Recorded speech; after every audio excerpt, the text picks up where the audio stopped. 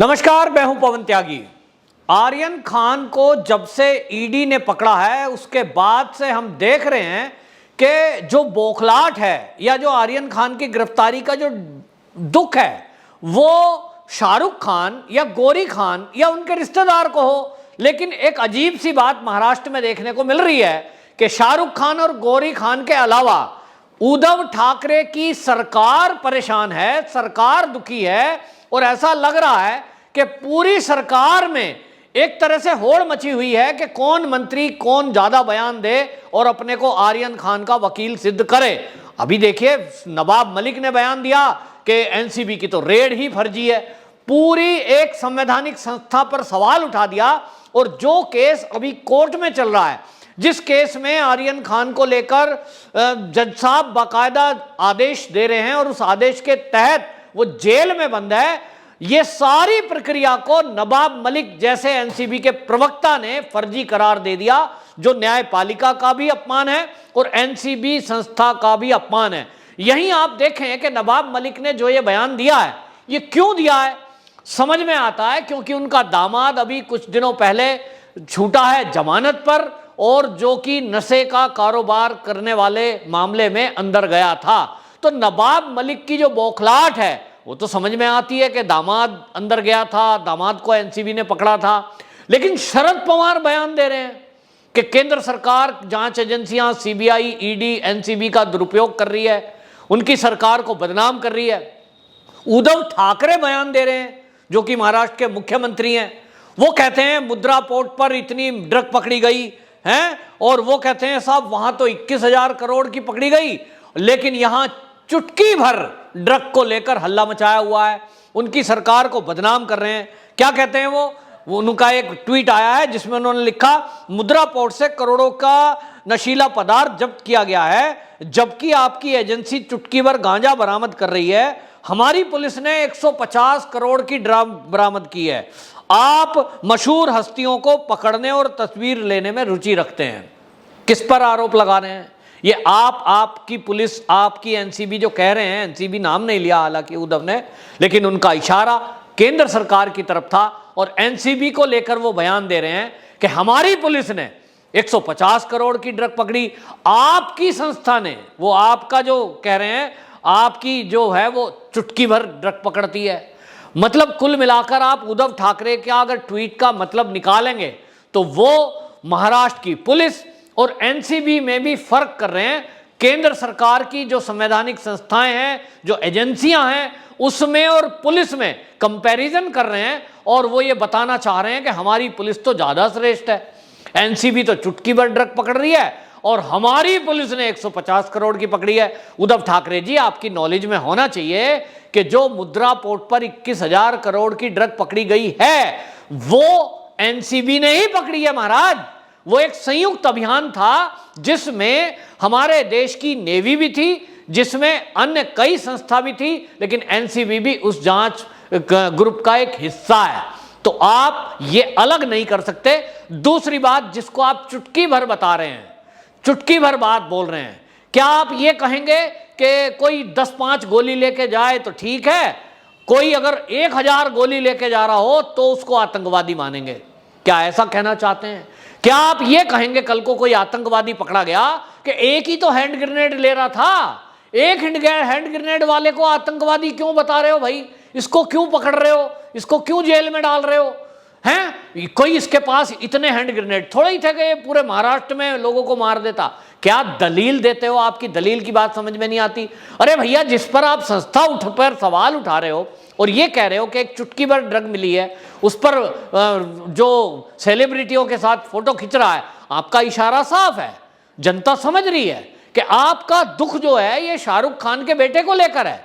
लेकिन क्यों है ये समझ से परे है। आपके ऊपर पूरे महाराष्ट्र की जिम्मेदारी है। महाराष्ट्र में ड्रग के माफियाओं को जेल में होना चाहिए। और अगर आपकी पुलिस से कोई छूट रहा है, मैं ये नहीं कह रहा कि आपकी पुलिस नहीं पकड़ती, आपने कहा 150 करोड़ हमारी पुलिस ने पकड़ा, पकड़ना ही चाहिए, क्योंकि किसी भी स्टेट में अगर ड्रग का कारोबार कोई कर रहा है तो वहां की पुलिस किस लिए है? नारकोटिक्स डिपार्टमेंट इसीलिए तो है।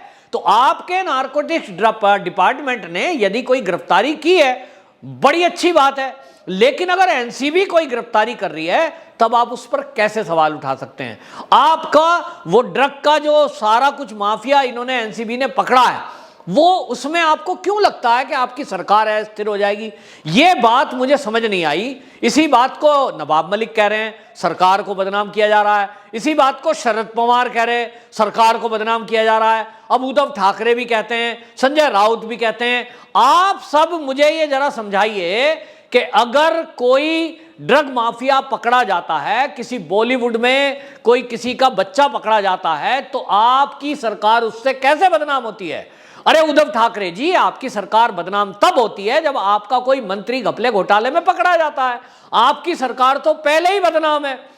वो अनिल देशमुख को लेकर बदनाम है, अनिल परब को लेकर बदनाम है, वो वहां के कई विधायक और सांसदों पे जो केस हैं उसको लेकर बदनाम है। ईडी की लगातार रेड हो रही है, 5-5 सम्मन अनिल देशमुख को दिए जा चुके हैं। अनिल देशमुख हाजिर नहीं हो रहा है। आपकी सरकार तो बदनाम है, आपकी सरकार बदनाम है। ये परमवीर सिंह जो कि पूर्व कमिश्नर थे मुंबई के, उनके आरोपों की वजह से आपकी सरकार बदनाम है। सचिन वजय नाम के एपीआई के द्वारा एक उद्योगपति की हत्या करने के जुर्म में, जब उसने हत्या की पता लगा वो पहले शिवसेना का प्रवक्ता रहा है, आप ही ने उसकी बर्खास्तगी कैंसिल करके उसको नौकरी पर रखा। तो आपकी सरकार तो उस दिन बदनाम हो गई जिस दिन सचिन वजय का यह आरोप कोर्ट ने माना कि हां इसका कोई रोल मनसुख हिरेन की हत्या में है। तो सरकार आपकी बदनाम ऑलरेडी है। उसको बदनाम करने के लिए केंद्र को अपने जो एजेंसियां हैं, सीबीआई, ईडी और एनसीबी, इनका उपयोग करने की जरूरत नहीं है साहब। हां, वो अपना काम करती हैं, वो करेंगी, चाहे वो आईटी हो, चाहे वो सीबीआई हो, चाहे वो कोई भी डिपार्टमेंट केंद्र का हो। उसका काम है, उसकी जिम्मेदारी है कि वो पूरे देश में जहां भी कोई ऐसी एक्टिविटी हो रही है जो देश विरोधी एक्टिविटी है, जो हमारे देश को नुकसान पहुंचा सकती है, तो वो जांच करेगी। लेकिन आप उस जांच को फर्जी कह दोगे तो ये न्यायपालिका का अपमान है और उस एजेंसी का अपमान है। अभी नवाब मलिक ने एक ताजा आरोप लगाया। उन्होंने कहा कि एनसीबी में समीर वानखेड़े का एक निकट का कोई व्यक्ति है, वो 3 जगह उसी को गवाह बनाते हैं, उसी को पंच बनाते हैं। नवाब मलिक जी को पता होना चाहिए कि किसी केस में अगर किसी को गवाह बनाया जाता है, चाहे वो सामान्य घटना हो, चाहे वो असामान्य घटना हो। नवाब मलिक जी, ये जो ड्रग के कारोबारियों पे कंट्रोल करना और ये जो सारी कार्रवाई हो रही है, ये सामान्य घटना नहीं है, ये बहुत असामान्य घटना है कि उन लोगों के तो तार आतंकवादियों से जुड़े हैं, उन लोगों के तार तालिबानियों से जुड़े हैं, उन लोगों के तार पाकिस्तान की आईएसआई से जुड़े हुए हैं। जो ड्रग के कारोबारी हैं उनके तार तो डी कंपनी से जुड़े हुए हैं। तो कोई सामान्य आदमी तो उसमें गवाह बनेगा नहीं। भाई नवाब मलिक जी, कोई भी इस तरह का मर्डर हो, हत्या हो, कोई भी इस तरह का गैंगवार हो, आप आम आदमी को कहिए कि इसमें जरा पंचनामे में साइन कर दो, गवाही दो। आपके सामने गोली चली, आपके सामने गिरफ्तारी हुई, आम आदमी क्यों पंगा लेगा? इसमें तो बहुत बड़े दिल वाला आदमी चाहिए, जिसके पास बहुत बड़ा दिल और देशभक्ति का जज्बा हो। वो ही व्यक्ति देश विरोधी एक्टिविटी करने वालों की गिरफ्तारी में या उसके खिलाफ लिए गए एक्शन में अपनी पंचनामे में साइन कर सकता है या गवाह बन सकता है। अब आप सवाल उठा रहे हैं कि फ्लेचर पटेल ये कौन है? फ्लेचर पटेल 3 मामलों में गवाह है। अरे भाई, फ्लेचर पटेल जो है वो एक सेना का पूर्व सिपाही है, जो कारगिल के समय में बाकायदा कारगिल के युद्ध में वो उस समय पराक्रम दिखा चुका है। और आज की डेट में देशभक्ति से ओतप्रोत वो फ्लेचर पटेल ये तय कर चुका है कि मैं देश में नशाखोरों के विनाश के लिए मेरी जहां जरूरत पड़ेगी मैं अपना साथ दूंगा।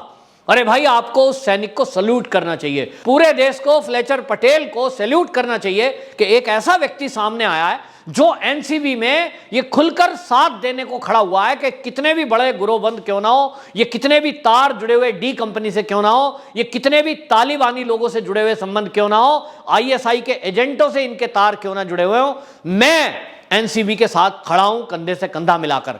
आप फ्लेचर पटेल पर सवाल उठा रहे हैं, उसके साथ एक लेडी की फोटो शेयर की है। हालांकि फ्लेचर पटेल मीडिया के सामने आया और उसने जवाब दिया कि ये जिस लेडी की फोटो दिखाकर ये पूछ रहे हैं कि ये लेडी डॉन कौन है, उसने जवाब दिया कि लेडी डॉन मतलब ये मेरा और उस बहन का रिश्ता है। बहन भाई आपस में किसी को मोटू, चिंटू, पिंटू, गिट्ठी, मोटी कुछ भी कह के संबोधित करते हैं, तो वो मेरी बड़ी बहन है। और उसने बताया भी कि ये वो है बहन जो एनजीओ चलाती है और जिसने मुझे मेरे माँ बाप की मृत्यु के बाद मेरी पढ़ाई में मदद की और इसी पढ़ाई से मैं सेना तक में पहुंच गया।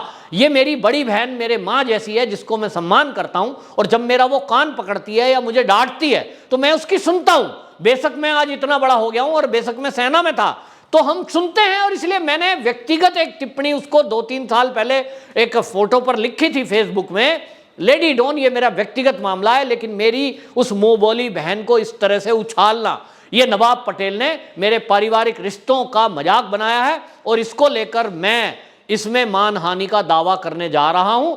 ये फ्लेचर पटेल ने बाकायदा नवाब मलिक को सीधे सीधे एक तरह से चुनौती दी है। वहीं समीर वानखेड़े से जब पत्रकारों ने पूछा कि इस पर आप क्या कहेंगे, उन्होंने एक शब्द में बात खत्म करते हुए कहा, सत्यमेव जयते। तो ये सारा का सारा घपला घोटाला जो महाराष्ट्र में खुल रहा है, समीर वानखेड़े जिस तरह से कार्रवाई कर रहा है, यहां तक कि जो एनसीबी की कोर्ट है उसमें जो आर्यन खान का वकील है उस तक ने समीर वानखेड़े की कार्रवाई की तारीफ की। लेकिन उद्धव ठाकरे सरकार जिस तरह से बयानबाजी कर रही है वो चौंकाने वाला है, वो दुखद है, क्योंकि उन बयानों से लग रहा है कि वो तो नशाखोरों के साथ खड़े हैं और नशे का कारोबार करने वालों के भी पक्ष में खड़े हैं। वंदे मातरम।